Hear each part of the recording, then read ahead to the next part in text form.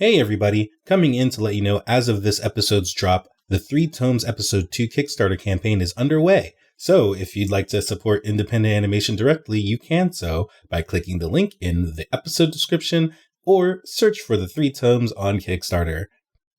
Without further ado, enjoy this conversation with our friend Tariq.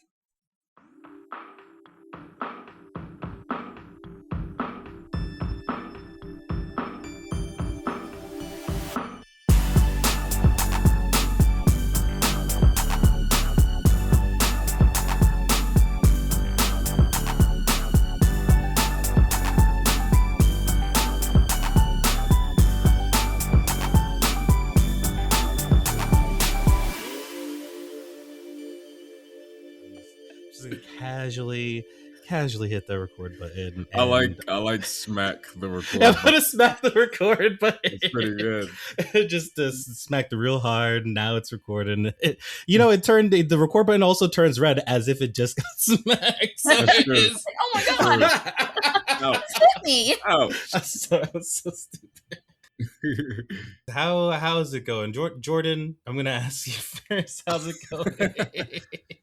It's been going pretty good. I'm eating pretty good physically, but also like creatively, especially with X-Men 97 season 2 coming out July 1st. Oh, so I'm eating. I'm ready for it. Oh my god! And I think everybody knows by this point because I rave a lot about it. But I'm just such an X-Men fan. With the fact that I always felt like when I saw their movies, like they were always about something. They were talking about real issues that I could be thinking about, even though I mean, it was definitely favored, like the topics are definitely from segregation and all of that. It was just like, what if it didn't matter if race and all of that? Let's put some white people with these powers that they're being segregated too. Like, no mutants. We don't like your kind here. Oh my god! I'm very excited about it, and I've been doing pretty good. I'm living life, but very excited to have. Just very excited in general. Yeah, I mean, so I guess first of all, I should probably say, obviously, listeners, you might be missing a voice, and that is because Bree is absent currently. Yes. They are working really hard on their Kickstarter for the Three Tomes, which, by the way, when this episode comes out, should be live. So please follow links in descriptions or just Google Three Tomes Kickstarter, and I'm sure you'll be able to find it and donate to the campaign. So in their absence, we have lovely producer Jordan helping out in their stead. Yay, Jordan! And also for this episode, we have a very special guest, video essayist, YouTuber, and indie creator of the series Hey, Tariq Harris, aka Toonerific Tariq. Hey, hello Tariq. I said it Tariq for some reason, but Toonerific Tariq. Hi. How's it going, Tariq? It's going. It's going. It's going. How are people's weekends? I guess I'll start there because I'm kind of like, are weekends good? Are your Junes? We're in June right now. How are we vibing? What's up? What was my weekend? It's Sunday, isn't it? It is Sunday. Look at that. What even happened? I'm actually thinking about that too. I'm like, wait, it's one of those things too where I'm like, I asked that question. I'm like, wait a second. Yeah. Can I answer that question? What did I do this weekend? It's only been 3 days, I guess, if you count Friday. And I'm kind of like, a lot happened. If I'm being a little transparent here, a lot of my weekend was spent working on you guys' Kickstarter video. Oh, snap. Oh, yeah, that's right. You were I spent most of yesterday going through the hour worth of footage and getting the good takes. And then today I've been plugging in B-roll and stuff. And then I looked up and I was like, oh, we record in 40 minutes.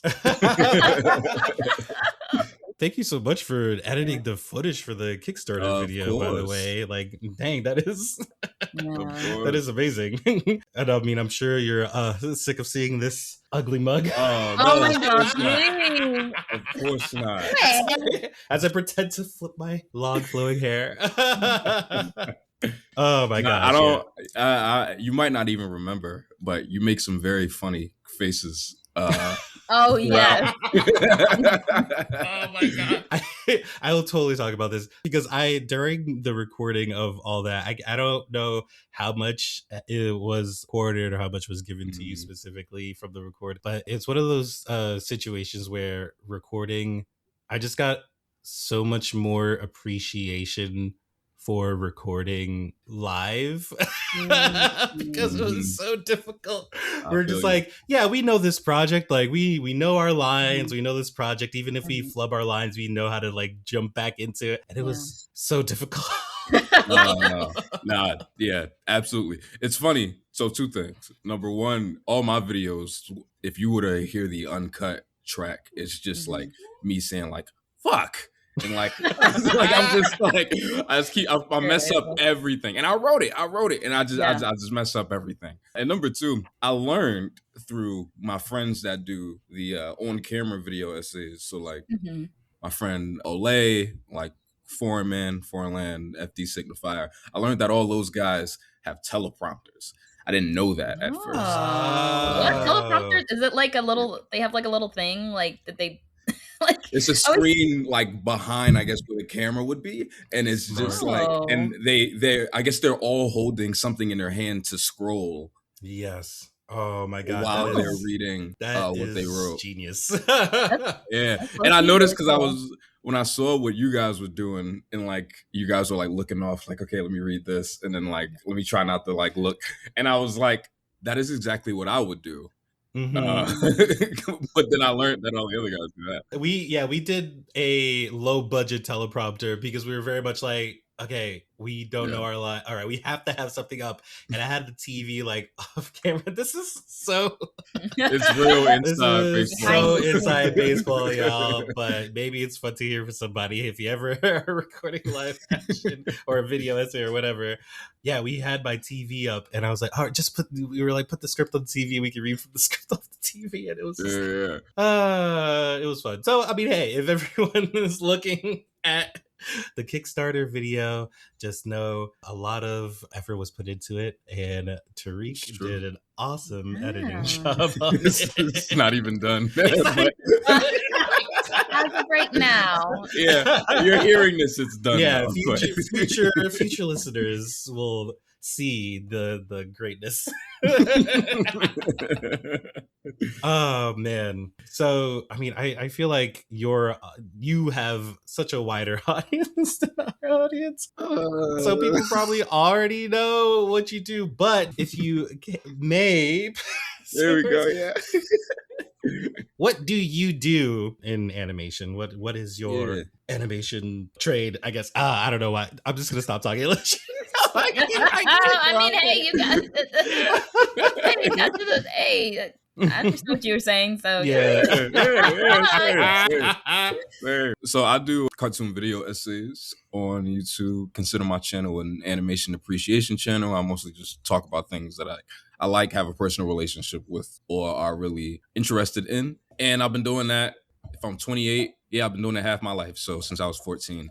Whoa. You've been doing it for 13 years, which is like absolutely like it just shows your dedication and passion for the medium. Oh, thank you. That's amazing. Yeah, I might have been it was the end of 8th grade. Wait, how did you get started in that? Because I think back to when I was 14 and anything I was doing at 14, I'm like, I did not keep hold of and continue doing very well and make a career out of. I could lay out like the little timeline a little bit. When I was in 8th grade, I was a fan of like a few like YouTubers that kind of did the same thing. I was a fan of like Nostalgia Critic, Angry Video Game Nerd. I was a fan of Rebel Taxi, and they all kind of talked about movies. And even though Angry Video Game Nerd talked about video games, he would do these. He was a big movie guy too, so he would talk about movies a lot. He would talk about shows and cartoons and things. And it was just kind of one of those like, hey, I could do that. I could try that. I used to go to the lunch table and I would like say a thesis and everybody would be like, man, whatever, cuz like, you know what I mean? It's just nobody want to hear that. Damn. Nobody want to hear that, man. Come on. Doing presentations and theses at the lunch table is amazing. We got cardboard pizza and carton milk at 10 a.m. and I'm sitting here giving you my soliloquy about Fairly Odd Parents. Don't nobody want to hear that.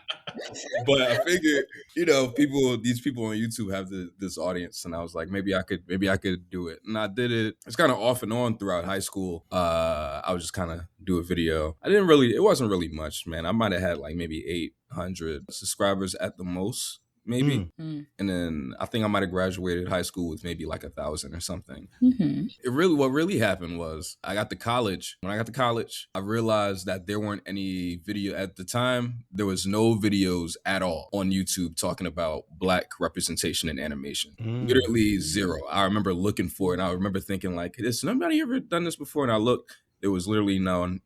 The only thing I saw was my friend Mars. He made a video. This is before we were friends, but he made a video about his top 10 Black cartoon characters. And I was like the only thing like that existed. Everything, there's nothing else like it. So I went to the library and I wrote out notes for what would eventually become a video called How to Black, an analysis on Black cartoon characters. And that was like real successful, like immediate, like a lot of things.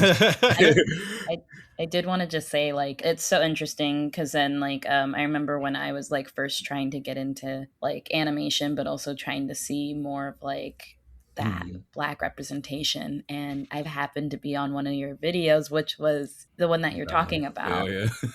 And I thought it was just amazing how you did break it down. You broke it down in, like, I think 4 or 5 parts on kind of, right? Yeah. Like 4 or 5 it's been some years since I've seen it, but I think it is like 4 or 5 parts. Yeah. And it was not just about like the fact that, okay, like we need more representation, but what does that look like? Not like just like, okay, we're putting a character in here for the sake of putting a character in here, which is most of all the time we see it. But it's like, which are the characters that stuck with us? Because of the fact that they took the time to be like, okay, there are different multitudes of being Black and we have to show that in cartoons. Yeah, for sure. You gotta say, hey, like the fact that you saw a need and you stepped up in that way, like I know it impacted a lot of people. So thank you. Because that was really like the catalyst of like making this like what I do, like my job was I remember doing the video and it was like immediate. Like it went it might have got like 1 million views in like maybe like a week, if not a few days. Like it was I've never seen anything like it before or since, by the way. You're like, wait. Funny enough, too, I say this whenever the video comes up. I made $200 off that video. I ain't make no money off that video because it ends with a Joe Sample song, a piano song. And I remember that. I remember at the time thinking, and I still think it, honestly. I remember thinking like this song is too important to the story that I'm trying to tell emotionally. So it didn't really matter that I didn't get anything from it. And it still doesn't to me, honestly. I do think that video might not have left the impression that it left on a lot of people if that last bit isn't there. But I remember getting a lot of comments that were basically like, oh my gosh, somebody that looks like me is doing this, is talking about this. And like, you know, it was a lot of that. And I remember thinking at that time, and I was young, man. I was 20 maybe. Oh wow. Yeah. And I remember thinking like, okay, I think I have to do this. Like I think this is something that I would have appreciated as a kid, and that I think, you know, like teenagers and like young adults and stuff, I think this is something that they might need. By the time that summer started, I just kind of got into like a 2 video a month rhythm, and yeah, it just kind of became my job after that. I noticed too during that period, I would find other people that were Black and did cartoon videos. So I was like, okay, this is my opportunity to tell everybody that I'm not the only one. So like, if you want Static Shock from me, but I didn't grow up with Static Shock, let me point you to somebody that did. And, you know, the same thought process that Black people are not a monolith and there's no one Black perspective, no sole Black perspective. I can feel this way about one thing. Someone else can feel this way about another thing. And that's what makes things great. And yeah, since then, this has just been my job. Yeah. 2019. That was 2019, top of 2019 when that was. Wow. Yeah, dang. And not a year later, it would be an interesting world event that might cause people to... Oh, man. I just want to say, that was my first year of college. Really? No, 2016 was. Oh, okay, okay. Which is a different thing. But 2020, yeah, that was when I was supposed to graduate, and all that stuff happened. Yeah, like COVID. That was like, we left for spring break and we didn't go back. That's what happened. Yeah. I graduated in 2022, and pretty much like my sophomore year, that's when COVID hit. But I do remember like coming from spring break, specifically because I was going to school in Pennsylvania, and I came home for the spring break, and I remember I got an email saying like, hey guys, so this coronavirus is looking pretty bad. We thought at first it wasn't that bad, but it's looking pretty bad. Don't come back come back in 2 weeks. We're going to do it remote. And I went to a private school. It's called Lehigh University. And pretty much like it was unheard of them like even actually giving us time off because they're a private school. So they like were like, we could tell you when we want to do vacation. Oh, wow. And that also means that some holidays you don't get. Wow. So I thought, yeah, it was whack. But I will say that I did appreciate like a month off, like when it was like winter break. So it was like kind of like they justified it by like accumulating all the days. But I'm like, I would have loved that because it felt like it's just classes on classes on classes. Anyway. Jeez. Yeah, that time was always like I just remember thinking like not only how wild like having to refigure out like your schooling or curriculum or how you're gonna graduate and everything, but also like I mean everybody had stuff going on and problems, but in my head I was like students and families like people that are like starting new families or like have kids. Those are specific. I was just like, I don't know how people like I'm just a single dude that's just like I already in a situation where I can work from home anyway. So I was like, wow, I don't know how people are doing this. It was the worst. I always say that the people that are my age right now, we got the worst version of everything, dude. We had the first election we was able to vote in. We ain't had no choice. Oh God. We had to try to get Donnie out of here. We didn't even win.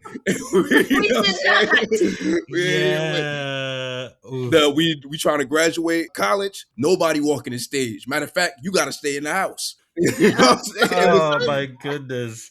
It was so bad. It was the worst. But around that time, that's when I met you. I met you and Bree. Yeah. I was actually looking back because I think we, in our previous version of our podcast, Black and Animated Podcast, were on an episode. You were on episode 35 for anyone that wants to like go back and listen to it. Yeah, me and David. Yeah. I don't think that was the first time I had met you, but that was around the time I was starting to get to know you for sure. For sure. I think that was May of 2020. So yeah. Word. What a time. All right. Yeah, it's funny. It kind of sucks, honestly, that I'm like vaguely nostalgic for that era. And I'm going to tell you why. Because Bree used to do these like Zoom party things, kind of, right? And we would all just kind of get on Zoom and like talk for hours and just hang out. And that was so fun. Yeah. Like it was really, I think about it and it was like, you know, it was out of necessity, like we're gonna lose our minds. But now I look back and it's like, man, that was a good time. How do I recapture that magic?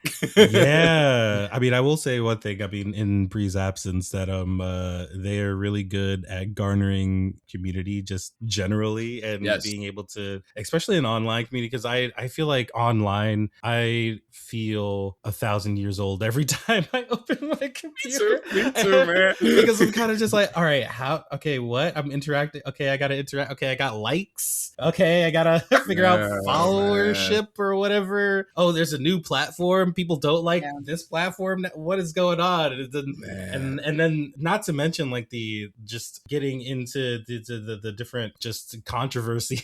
Like the random controversies that pop up, just like, wait, what? Someone did what? Yeah. And now people are what?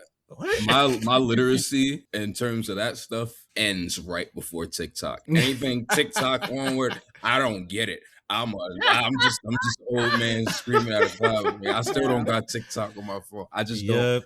Everything like none of it just doesn't make sense to me, and none of it makes sense to me. So I hear you. I feel so old. That was born in the COVID era too, right? Like TikTok. It was, yeah. Was it? Because I mean, yeah. Oh wow, really? Okay. It was like, I think that's honestly, if I'm being honest, because there were apps before that, right? It was like Musically. Yeah, like Vine. Because I remember people going like, TikTok is just Vine, and people were expecting it to kind of die because Vine died so quickly, and now it's like such a like huge thing. I'm like, oh, okay, I guess right. People like this version of Vine. I think COVID might have had something to do with that longevity, though. I see. Yeah. About people just kind of always being on it for that long period of time. That wasn't happening. I don't know. I'm not gonna act like that would have been like the nail in the coffin, but I don't know if it would. It's like one of the main ones now, and I don't know if it would have been if it hadn't been for that right place, right time. Totally. It's scary.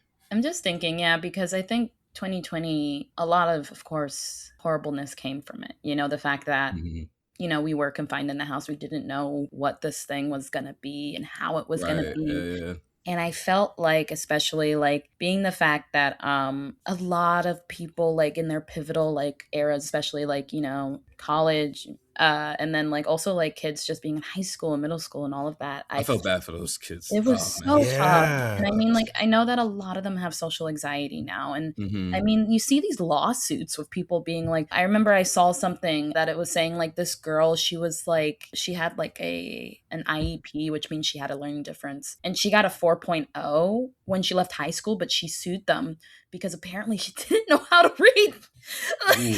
And not that that's funny, but it was just but they just passed in whoever. And it's just like, honestly, during that time, like just coming home and kind of being like, I don't know, like you just kind of feel like, at least for me when I was in that moment, it really became one of those things where it's like, wow, what am I living for? What am I doing? Is like, if we are to come back, am I really pursuing these things that I want to? And like, just a little context for me, like I've always wanted to go into animation, but because I didn't see any characters that like looked like me, felt like me, like especially with the trope of Black women being like either sassy or sporty, you know, it was kind of like I didn't fit any of those things. I was like somebody that had their head in the clouds, always dreaming about stories and all of that. And I'm like, I do relate with Libby from Jimmy Neutron, but I kind of didn't at the same time sometimes.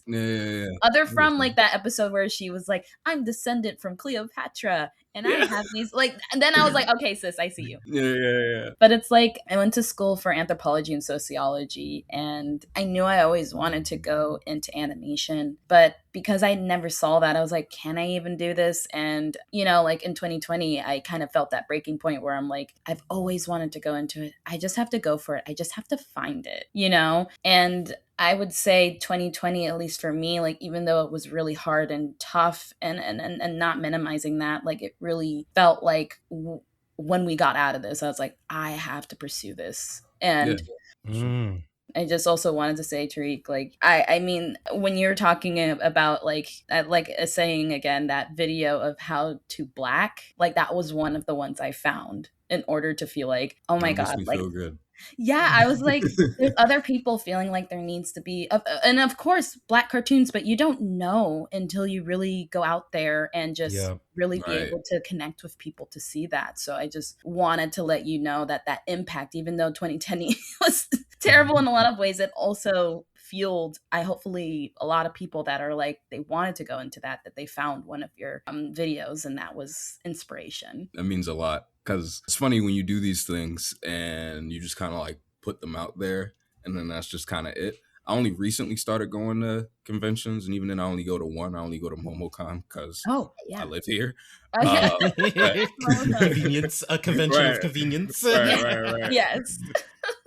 So you just kind of like put these things out there and you get the comments and everything like that, but it's hard to tangibly, I guess, feel how they affect people. So, and what happens a lot of the time is I'm 28 now. I'm not the same person I was when I was 20. So I look back at a lot of the old videos, and a lot of them I just kind of see all the mistakes. Why did I say that? Why did I make that joke? Like, you know what I mean? Like that, I just see like, oh, structurally, this thing could have been better.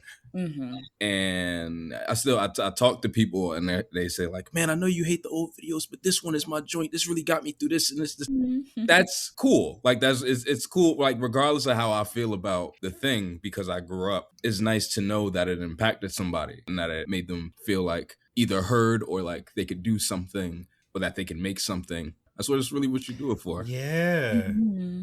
Yeah. It's always the plight of the artist too to kind of look back at their work and just nitpick and see all the faults, but yeah, it's so important that that work was made in that moment and was seen by the people even coming after that moment too. So it's all important, whether like even with the faults or anything. I mean, everything you make could potentially be worked on forever, but it's never going to be perfect. But it will be perfect for somebody. Right. It's like the thing Bruce W. Smith said, the shot's not done unless somebody takes it away from you. Which is, that's how I feel a lot about a lot of stuff, honestly. But speaking of Black representation and seeing yourself in cartoons, I want to segue into talking about, hey, you recently had a very, very successful Kickstarter Thank you. for your independent animated series, Hey, and I know that everybody's excited to see what comes of it. And I wanted to talk about, where did Hey come from? Like, what is the essence of it, and just talk about the inspirations for it and whatnot. For sure. Hey is an adult animated sitcom in the vein of all the classics from Simpsons to King of the Hill to Family Guy. But it's about a Black couple in their mid-20s just moving in together and what that's like, what it's like to be new and working together and really figuring this life thing out. And how their individual relationships with all their friends cultivate and bring them closer together as a couple. Real inspired by not just the animated sitcoms, but the live action ones, stuff like Living Single, All in the Family. You know, those all of the ones that I grew up watching, Fresh Prince of Bel-Air and things like that.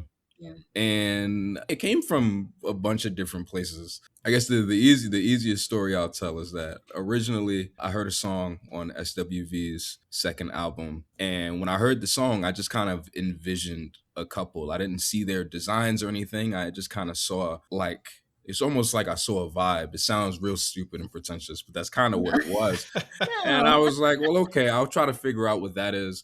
And I had always said that there was a subsection of, if you just grew up Black and trying to talk to, you know, like your family members or something like, or your friends about cartoons and that weren't necessarily in the cartoons, they would say that they don't like cartoons. But it's like, you know, it's a medium. You can't necessarily say you don't like it. It's like saying you don't like music. Like you can't say that you don't like a medium. So it's more like, we need to find you something. And I had understood, I was like, I felt like that specific subsection of people, I felt like how you get them is either you do the animated version of The Wire or you do the animated version of Insecure. And I don't got it in me to do The Wire. So I was like, I'm gonna try to do Insecure. Originally, Marcus and Nay existed as just names in a script. I wrote a short script about them in couples therapy, inspired by that song that I had heard, and showed it to some people. I showed it to my homeboy, Johnny Tucellos, who also does YouTube videos. And what he said that he liked it and he thought it was good, but he had a hard time understanding what an actual episode would be like from what I had written. And I had internalized that and I was like, okay, that's fair. That makes sense. And fast forward to maybe like a year later, I went to LA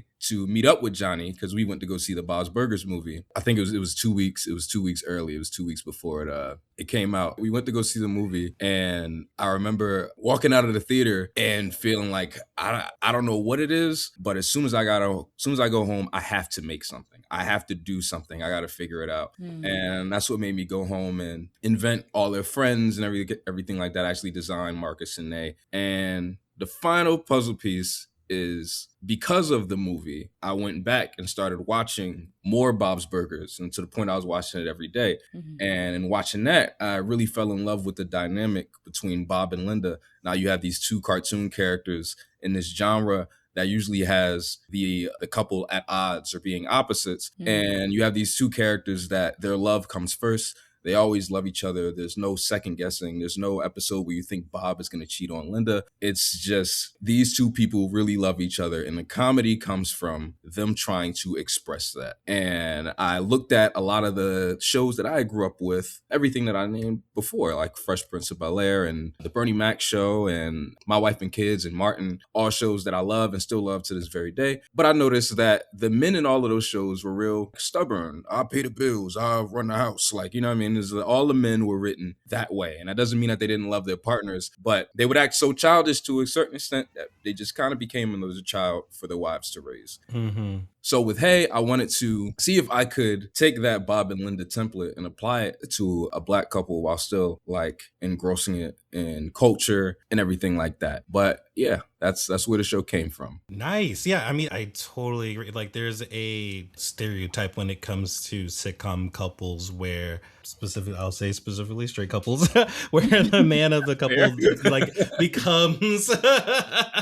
becomes sort of like almost like a child that the wife has to take care of, and is also allowed to become like a bumbling goof and have a lot of the comedy built around them, whereas like the comedy from the woman's perspective is a lot of having to deal with the man's shenanigans, or like being the straight man against like the funny man of the husband. And that is something that is awesome about Bob's Burgers, is that the comedic personalities are a lot more just fleshed out and just allowing for silliness to shine through its characters. Yeah, for sure. It's funny too, you watch those like early ones and like Bob is real, like, I don't want to call him Homer adjacent, he's but he he's never dumb, but they take that, like, the anger issues that Homer and Peter have. Like, Bob used to get really upset. He used to get really mad. Originally, until they developed them into just this, like, ball of anxiety, almost. And it really helped figure out Linda's character, too, and how she just complements that by being, while not necessarily being level-headed, she's still, like, a dreamer and very, like, floaty and silly, but she's always there to remind him, you make good food, people care about you, you're a good dad. Yeah, I don't know, I just really love that dynamic. Nobody's doing it like that show, honestly. Also, shout out to the I think that's a Bob's Burgers calendar in your background. Yeah, there we go. Yeah, right next to the Three Tomes poster. Oh, hey. But I just wanted to say, yeah, because then with those inspirations and having those together, because I love Insecure being like, you know, it's all about like just the Black experience of trying to figure out how to make it, and being like, it's not always like roses and peaches or things like that. I could see that, hey, it's a blend of the two. And I mean, it resonated with people because like within 10 hours, you got like 50% funded, which is absolutely insane. It wasn't 48 hours, it was 49. It was like we launched at 1 o'clock on Friday, and we got funded at 2 o'clock on Sunday. I see. So it was like a good like 49 hours. But yeah, it was real surreal to see. It was a very vulnerable experience, I'll say. Yeah. I spent all my time on the internet just kind of trying to stay in my own pocket, on my own lane. I never really wanted like a huge spotlight. I still don't. But it was surreal to see just that people actually cared. Because I made the campaign for 40 days, not 30. Yeah. I made it for 40 days because Yeah. I was like, I might need those extra 10 because people Yes. might not care. And I was wrong. Yeah. I was wrong. Yep. I was wrong. I honestly too, I thought it was important to because Marcus and they're 24 and 25. And I thought that was important too, to make characters like mid-20s, which isn't something that you see too often. Exactly. Yeah. I totally agree. And you brought up Insecure too, and I think about the reason I like that show a lot too is that it focuses on like Black adulthood in like the early 30s, which is another pocket that like is just like ignored. And even if it's not ignored, if you see characters like that, they got the good job, they going to work in suits every day, like you know what I mean. It's really that. And just to see Issa just try and try and try and then eventually figure it out by like season like 4. Yeah, I don't know, they did a really great job with that show. I've seen it probably 5 times all the way through. That is a show that I actually have to catch because I came out during that era where I didn't specifically have HBO, and then when by the time I had HBO, I've just never caught it. It's one of those that I just need to catch. It's like 2017, 2018 or something like that. I was in college. I was in college for sure. I think I just started college around that time. I think I was like looking at it and I'm like, and I think I watched one episode, and I think it's interesting when, shows come out at a time that maybe like you might visit later and then you're like, oh my God, like why didn't I binge watch this? But it's like that's the whole point of like releasing shows, and then if they're iconic, then you can visit it at different moments of your life, and then you're like, wait, they actually hit it on the nail, and I felt like I didn't catch Insecure during the time it came out, because I didn't feel it particularly like attached to it until like I moved out here it's in probably LA. a different beast And living I in was LA like, and oh just my God, watching this this is like this like grossly LA show. oh my God. It's so LA. Yeah, I'm like originally from the Bay, so like it definitely is like the energy is like, even though we live in the same state, like the energy is totally different in terms of everyone is kind of like they're always like on they're hustling, they're focused, but also they're like, okay, like like it's kind of like that thing where I think Insecure does capture that perfectly, where people are like, okay, so what are you doing? Like where are you going towards? What is forward? And sometimes you're kind of like, I'm trying to figure that out because it's kind of hard, It's also interesting what you said, Tariq, about like not watching Static Shock when it came out, because I also didn't. And then I watched it over 2020. And that was also main motivation of me wanting to pursue more of animation. Because I'm like, the fact that I missed this, but also there isn't anything else like this is just insane, with Static and a little bit with Static Shock is like, it's just kind of like a thing where, it's a high school student trying to figure out his newfound powers, but knowing that the same reason he got his powers is also why villains are around his town. And it's like, okay, he used his powers for, to help out with the community. But what happens when the powers that they have don't necessarily like can benefit the community and stuff like that? And it's kind of like dealing with the fact that it's like, they call it the Big Bang, right? But it's like, like what happens when there's other people that didn't really have those positive reinforcements and positive role models to shape them into that. I'm like, hello, more of that, please. I think like over the years, I think it gets a little misconstrued how I feel about that cartoon because of how I'm just like, I ain't doing that video. But like, but I had seen it. It came on when I was a kid, so I had seen it. But like watching it as an adult and like with like my friends that like really gravitated towards it like back then, and seeing some of the stuff that they do, man, that cartoon reaches heights that we haven't caught up to now. Like they do such a great job analyzing Static's or Virgil, like his situation from all of these different angles, talking about real shit. Like it didn't shy away. It didn't do any like, what's the word I'm looking for? It didn't do any like illusions or analogies or anything like that. It was a very straightforward cartoon about a kid in the city. This stuff happens. It was like it's like Hey Arnold with superpowers. Yeah, it's the same thing. It's like this stuff happens. It is real. And if you've ever gone through it, maybe this can help you process it, Yes. Yeah, he did a great job. And it's interesting because also I know that one of the tiers for The like static. reaching your stretch goals It got close. It got close. making an It got close. it's getting Look, close. I was about to say, like, look, guys, you just It's getting close. what Tariq just did right there. That was the Static Shock video, Right? Y'all got the pieces. You just got it. It's like a little highlight. I got the static joint. It's just it's so interesting going back to Hey, as well as just like the folks that you have on your team, like with just like the legendary Dan has been there. Like my guy. It's I mean, like the fact that he did some cells with it, I'm like, how did that happen? How did you reach out to him and then talk to him? He's just such a legendary person. For sure.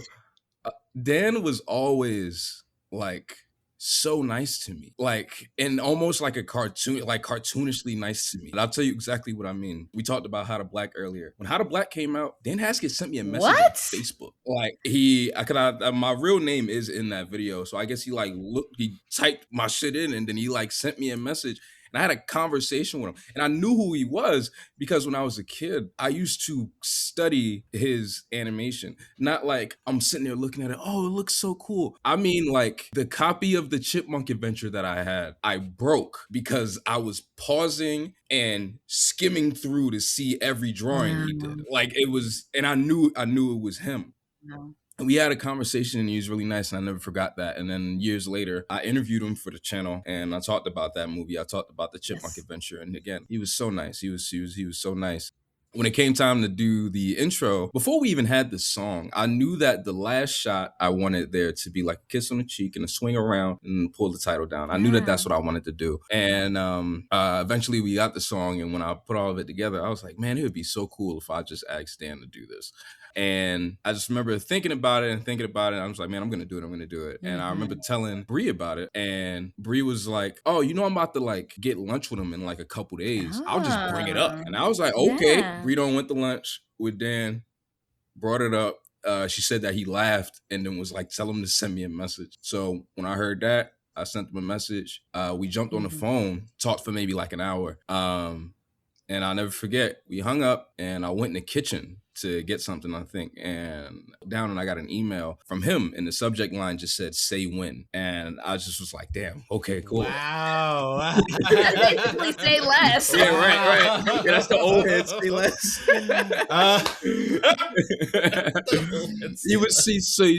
He's so nice. He's so nice. And he did it the old-fashioned way. He animated everything on paper, mailed it to my house. Am I putting in one of them? That right there. Okay, that's one of his. Wow. One right here. There's one right here. I got him framed.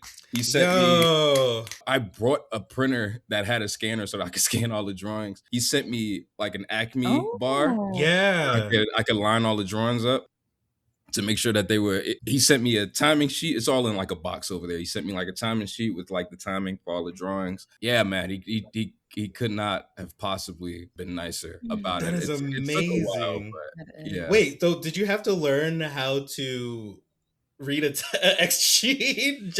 I had to learn how to do one, and that sucked. Yeah. I'm so glad you asked me this because I feel like I have to. As soon as you said that, he said, I was like, wait a second, so you had to scan everything? That means you had to do all the extra stuff. Okay. Which is, I mean. All right, so for people that don't know, in the olden days, the way cartoons were made is there would be like a sheet timer that would basically write out every drawing that you would need to do and like what frame that drawing would land on. So if something was being animated on ones, then it's like one frame. It's 24 frames per second. If something was animated on twos, then it's 12 frames per second. But sometimes, things vary. You hold on the drawing for a little bit, blah, blah, blah. When he was asking me for everything that he needed, that was one of the things he said. And I was like, okay. I have some books, how to make cartoon books that I've owned throughout my life. Cracked those open, figured out what I could. I did my best.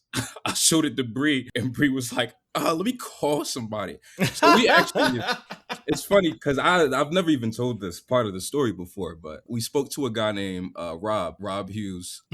Who directed on Phineas and Ferb, and he directed a lot of Phineas and Ferb. I did an interview with him on the channel before, so like I knew him. Real nice guy. But he did a lot of timing in general. Like he did timing sheets for like As Told by Ginger and stuff like that.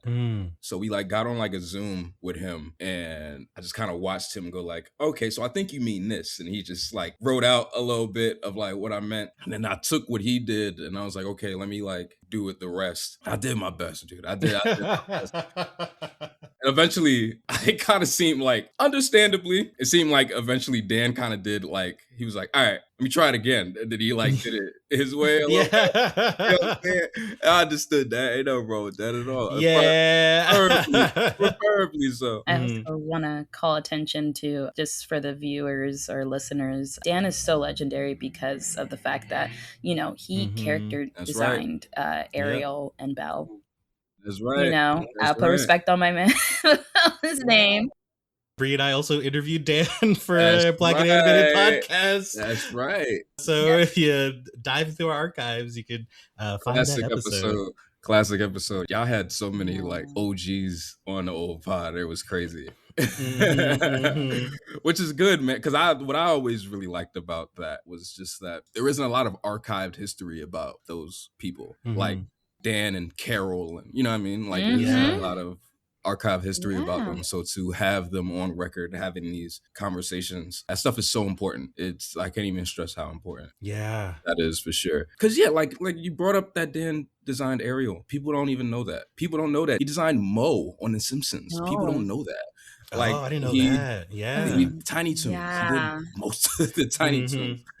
All of the Scooby-Doo directed DVD movies and the Tom and Jerry ones. Like his fingerprints are all over those things. Yeah. And people just don't know. You've more than likely engaged with his stuff without knowing. Class of 3000, Johnny Bravo, like, he just kind of was everywhere. Yes. And still is everywhere. Yes. He got like Loud House credits. Yes. Yep. Still working. Still requiring X sheets. Still requiring X sheets. They making desk for him. He drew. That's true. Yeah, they will literally bring a desk for him. The goat. Which is amazing. Oh man, that is so cool. Also, even though Bree is not here physically, you know, you guys have known each other for a very long time, and I like, and the fact that, you know, Bree is also helping out with Hey too, and even had a character named after. I think was it a character named after her? Yeah. I just want to say, like, I think for me, what really resonates with Hey is the fact that, you know, even though it is about like a couple trying to figure out how to love each other while still knowing that at the end of the day, their love is first, even though they're figuring out their life stuff, that has an ensemble of different friends and casts that they have that show that multitude of being, you know, Black, of course. And also like their interests and hobbies. Like, I just love that. Like Bree, who is a character in Hey, is like such a nerd too, like anime, Sailor Moon, all of that. And I think, like I said, it's the fact that we are always going through stuff, but it's like through our friends, which are, you know, I believe selected family, we're able to get through it together. And I think I just also wanted to say I'm very happy that it did get funded, and even is still like kind of a thing where, you know, we're gonna get to see this, you know. So thank you. Yeah, all that what you just said was extremely intentional, honestly, because there's a couple things that I've taken from my Black experience with it. Nay has a cousin named Mel, and they kind of grew up like siblings, and I feel like that's like a Black relationship that is so common, but you don't see it too often, like in things where you just kind of grow up with your cousin. And I thought that was important to have, and even just in the sitcom format, like you talk about, just found family, like that's classic sitcom. That's Seinfeld, that's Futurama, that's Living Single. By the time those shows end, the main character should be able to look around and go, wow, look at my brothers and sisters, even if they don't start off that way. It's funny, I was watching the first episode of the Mary Tyler Moore Show. Look at how fucking old I am. But I know that show, it kind of starts with her moving to the new town and getting a new job and figuring that out. And I know how that show ends. It's just her bawling her eyes out and saying, thank you for being my family. And the entirety of that show is watching them get to that point. And that's what I just love that about sitcoms. That's why I'm always fascinated with when they end, even like kid ones, like iCarly ends like that, where they just kind of like Carly's about to like go be with her dad, but it's like, fuck, I'm gonna miss Freddie and I'm gonna miss Sam. Like, these are my people. And even though I didn't have my parents, my brother was there and my friends were there and their parents were there, like, and this became my life and I'm attached to it. So yeah, I really wanted to include that. I had when I started inventing friends, I was like, okay, we're gonna get them to this point, you know, where you can't imagine these characters without each other. You remove one and the entire thing is broken. Yeah. Tariq, yes, we would love to ask you the question that we always love to ask. What is keeping you animated? So for me, this was kind of like a hard question to answer, but I do have an answer. Just because, you know, I'm sorry, I'm like being harassed by my dog while I'm trying to answer. But, you know, being Black on the internet and making something and trying to like put yourself out there, like a lot of stuff comes with that, you know, especially when you're successful at it, I guess. A lot of things come with that. So when I knew that I was going to be asked this, I kind of was like, man, is anything keeping me animated? But then I realized Maxwell Adams has a podcast now on his YouTube channel. And the first episode of that is it's him and it's the guy that created Robot Jones, and it's Tom Warburton from Kids Next Door. And they're all just kind of sitting there for like 2 hours talking about what it was like at that time, Cartoon Network. And there's a part where Tom is talking about, because the way Kids Next Door even got on air is that it was like that thing where the kids voted to pick what pilot they liked, what cartoon they wanted to actually. I didn't know that. Yeah. They did that a few times. I think that's how Billy and Mandy got up there too. Look at that. And Kids Next Door ended up beating a short called Kitty Bobo, the Kitty Bobo show. Yes. And they were saying that at the time, the only way you could gauge how people felt about these things were like message boards and forums and stuff like that. And there was a specific forum that they would go to and they would read and they would see all these animation fans just kind of like ragging on whatever. And Kids Next Door won. It was like a bunch of animation fans like really upset. Kitty Bobo should have won. Kids Next Door is like the dumbest thing I've ever seen. It looks so bad. And I think about that and I think about the reaction to all of these indie cartoons now. And I think about hearing Tom talk about how they perceive Kids Next Door. There isn't a soul alive that would say that today. You know what I mean? Like, after all those years of perspective, people appreciate Kids Next Door and like even like say it's one of the best shows that the network has. But when it was fresh and it was new and it was different, everybody was against it and everybody has something negative to say about it. And that is not me saying at all that I have the capacity to make anything as good as Kids Next Door, but that is me saying that, you know, you never know how things play out when time passes. People live with things find their audience. You know, anything that gets a big reaction is probably worthwhile, whether it be negative or positive. Same thing with the Powerpuff Girls. When they first screened that for a bunch of kids, all the kids said that they hated it. The girls looked weird. Why don't they got no fingers? Cracking. He got real sad and he went back home and he designed all the girls and gave them fingers, made them look like normal kids. But one of the executives was like, no, we're going to do it. We're going to do it the exact same way, because even though you got a negative reaction, you got a reaction. And that's what's important. So I think that's what's been doing it, really, is just that's really comforting to think about, I guess, for me. Yeah, like the audience engagement, where you're gonna get good engagement and you're gonna get bad engagement, but overall the engagement is there, and it's just like it's still building an audience that will eventually hopefully just continue to grow to love the idea, and as the thing gets created and continues to grow, so will the audience. Yes. I think we're heading toward a nice end, but before we end, I do want to ask Jordan. I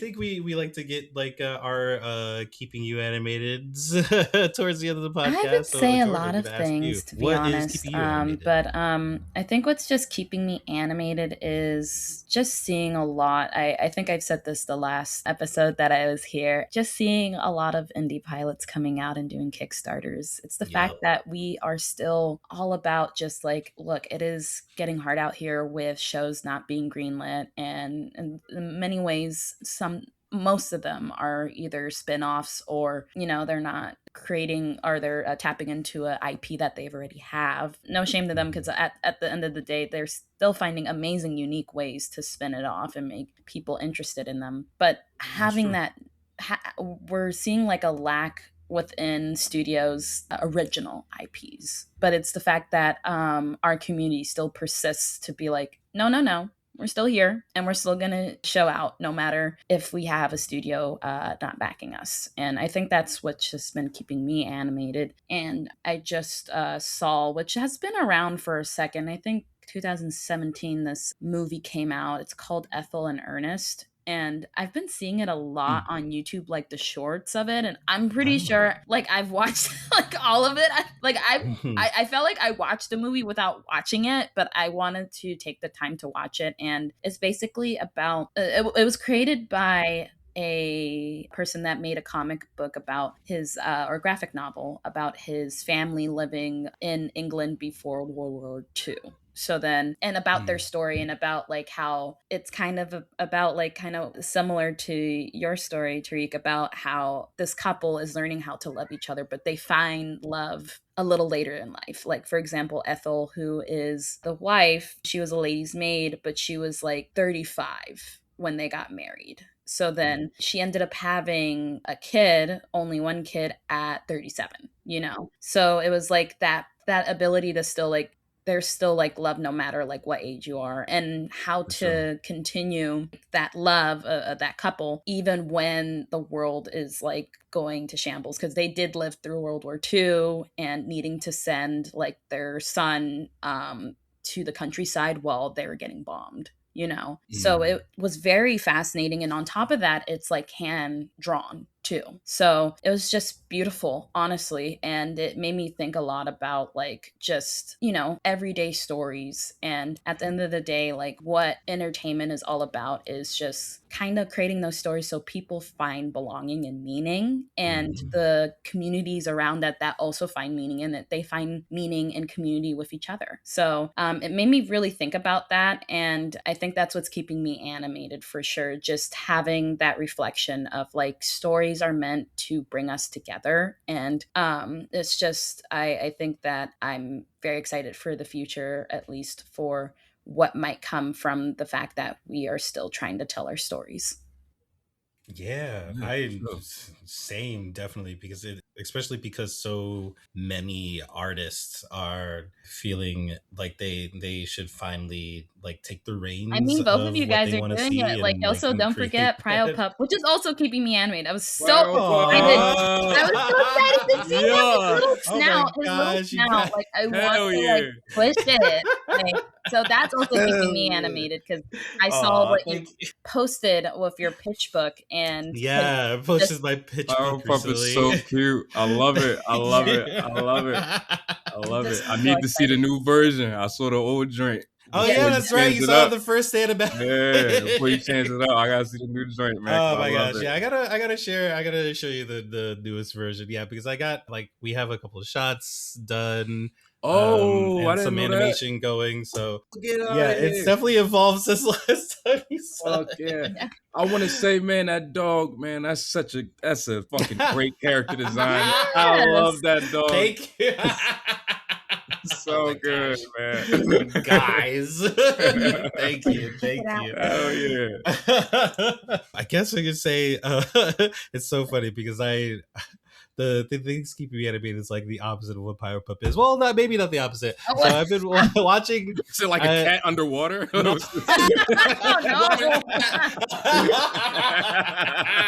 Water cat. Oh god. So I watched a couple horror movies actually recently. Oh my god. Which is why I was like, this is kind of the opposite vibe of what Pirate Pup is. Yeah. But it kind of wraps back into it a little bit. Because these horror movies were Obsession. Oh my god. Backrooms. Oh, Obsession is. Oh my god. Have you seen it? Have you seen it? Have you guys seen any of these? Those are I haven't seen those two. Oh I just saw. I saw. It's not a horror movie, but I saw Is God Is yesterday. Ooh, yeah. I guess that's more of a thriller. I haven't seen that one yet, but I do want to see that. Cool. Yeah, that's a 6 out of 5 right there. Especially just the stacked cast. Like, yeah. Oh my gosh, I heard that Sterling K. Brown is the villain, and I'm kind of scared to watch it just because. Man, he acting his ass off. I loved him in This Is Us, and I can't see him in any other role, but exactly. I guess, hey. Don't mess up Sterling K for me, please. Oh, man. Please don't. Yeah, Obsession. Yeah. But so I don't want to go too deep into Obsession Backrooms, but one of the things that's specifically keeping me animated about them is because of the creators of them having like their background is from YouTube, like being creators off of YouTube, and just low budget independent creators. And just seeing the amount of film that is coming out that are from people that got their start specifically working online and making online content, which is for a long time been very much like looked down on in a sense in media, especially like by bigger companies for a long time. People, if you were working on a streaming service show, like you'd be potentially paid less just because companies would think like, oh, there's nothing in online sort of content and use that as an excuse.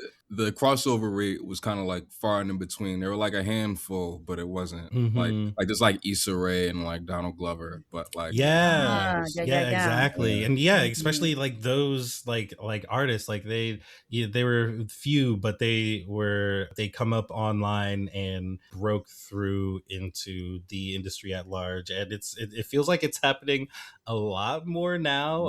I mean, with horror movies like Backrooms and Obsession, but then you also have like Talk to Me, which was a couple years back. And then I forgot about Talk to Me. Yeah, Talk to Me was also like they were YouTubers, and oh man, I'm trying to remember the name of Markiplier's movie. Iron Lung.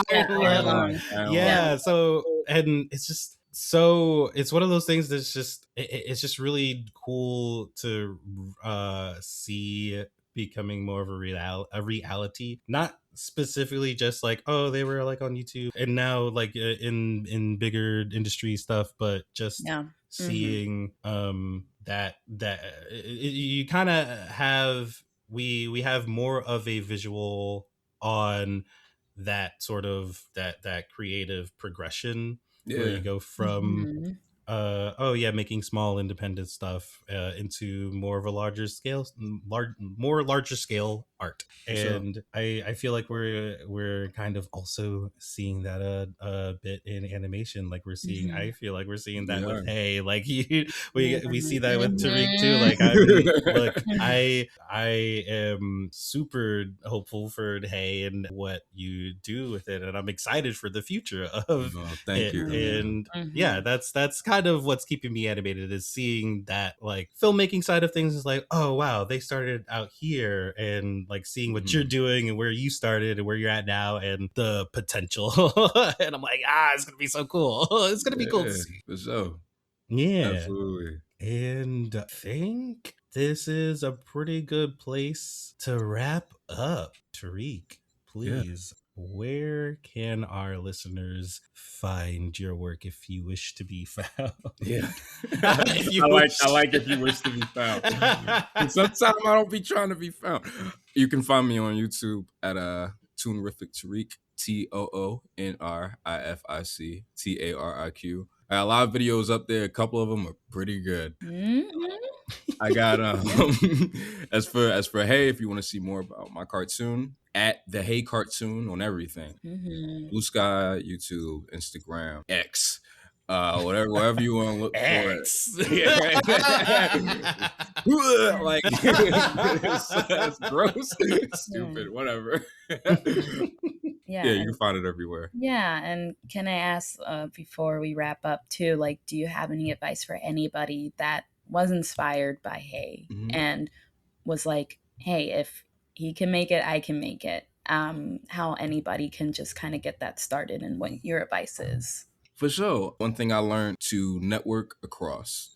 You don't have to go and like try to work with all these people that you admire, even though that would be really nice and great, or these people with big names and everything like that. There's somebody that's on your level that you're friends with, probably, that even if they don't have the skills, they care just as much as you do, and they want to get to that point, and they will work with you in order to make the best thing that they possibly can. I think it's important to just kind of work with the people around you. Everybody else did it. You hear Craig McCracken and Giddy Tartakovsky and Rob Renzetti all talking about being like roommates in college and growing up and then working on each other's cartoons. I'm about to make a show. I'm going to call Rob. I'm going to call Craig. And they all just kind of helped each other out. And I think in the age of the internet where everything is so built on like name and clout, that you kind of get misconstrued a little bit. But I think that's so important. I think that's really important. Be nice to people, be kind to people. My film professor always taught me that when you're casting or putting together a crew, you don't necessarily go with who could do the job the best. You go with who you want to spend a year of your life with. So, just be nice to people and mind your business. And you should be good. Very well said. Very well said. Thank you, Tariq. Thank you. Thank you, guys. This was great. Thank you so much.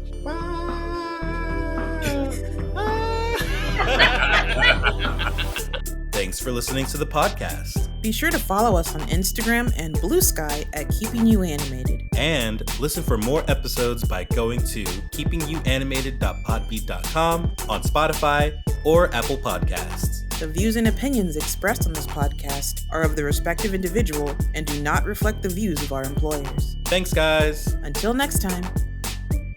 This episode was edited by Man Lightfoot. Our producer is Jordan Hackman, with music by Ergo Funk.